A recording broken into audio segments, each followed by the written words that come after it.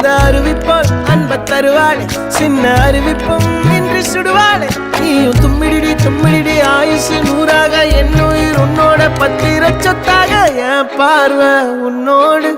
உன் பொம்மை கண்ணோடு பேசாமல் விண்ணோடு நாம் மிதந்து போவோம் காதாரா அடியாளோ நான் தாங்க மாறோடு